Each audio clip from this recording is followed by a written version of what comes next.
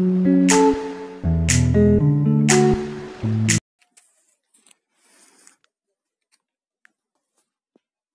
বন্ধুরা, দেখতে পাচ্ছেন শর্টকাট চিকেন রান্না। 5 মিনিটের মধ্যে কি করে তাড়াহুড়োর মধ্যে আমরা চিকেন খেতে পারি তাড়াতাড়ি রান্না করে, তার একটা আমরা ডেমো দেখাচ্ছি। দেখানো হচ্ছে সবকিছু মশলা মিশিয়ে মাংসকে একটি বাটির মধ্যে নিয়ে ভালো করে মিক্সড করতে হবে। একটু তেল দিয়ে লবণ, হলুদ, যেগুলো জিরে বাটা, আদা বাটা, পেঁয়াজ, রসুন সব মিক্সিতে একসঙ্গে করে নিতে পারেন, পেস্ট করে নিতে পারেন। মিক্সিতে করে ওগুলো নিয়ে তারপরে আলাদা করে কিছুটা আলু, পেঁয়াজ, রসুন, কিছুটা কাঁচা লঙ্কা চিড়ে সেটাকে একটু ভালো করে আঁচে সেটাকে লবণ হলুদ দিয়ে ভালো করে ভাজতে হবে। এবং যখন ভাজতে ভাজতে সেটা একটু লাল আকার হবে, দেখতে পাচ্ছেন আমার ভাজা হচ্ছে।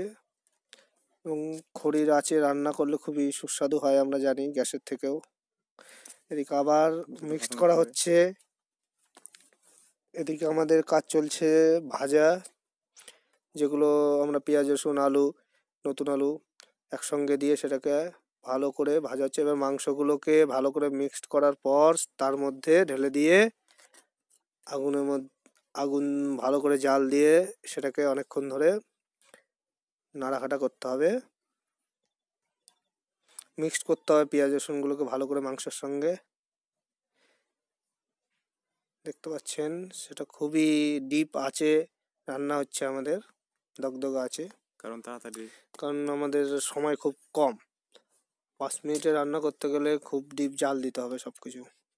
খুব সুন্দর অল্প সময়ের মধ্যে তাড়াহুড়ো করে যদি আপনারা চিকেন খেতে চান তাহলে অবশ্যই এই প্রসেসটা আপনারা মেনটেন করতে পারেন।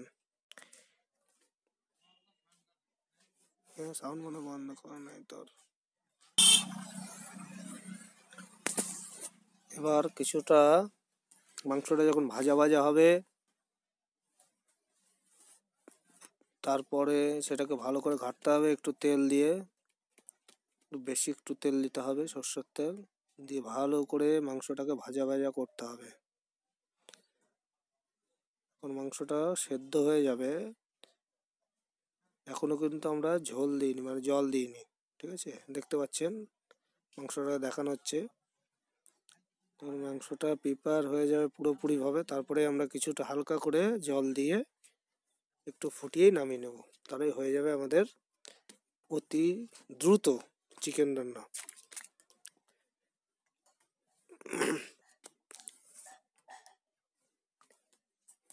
দেখতে পাচ্ছেন যারা চিকেনের পা, লেগ ভালোবাসেন তা দিতে পারেন, না দিলেও হবে। দেখতে একটু বাজে দেখায়, তবে যারা পছন্দ করে তাদের ফেভারিট। এই দেখতে পাচ্ছেন আমাদের জল বেরিয়ে গেল মশলা দিয়ে ভালো করে কষার ফলে। তো আপনারা চাইলে খুব কম জল দিয়ে রান্না করতে পারেন। আমরা হালকা করে একটু মশলার যে বাটা জলটা সেটাই আমরা দিয়ে রান্না করছি, এক্সট্রা কোনো জল ইউজ করলাম না। এবার দেখুন অতি সত্ত্বর একটু ফোটা পরে নামিয়ে নিলাম, আমাদের ঝোল রেডি।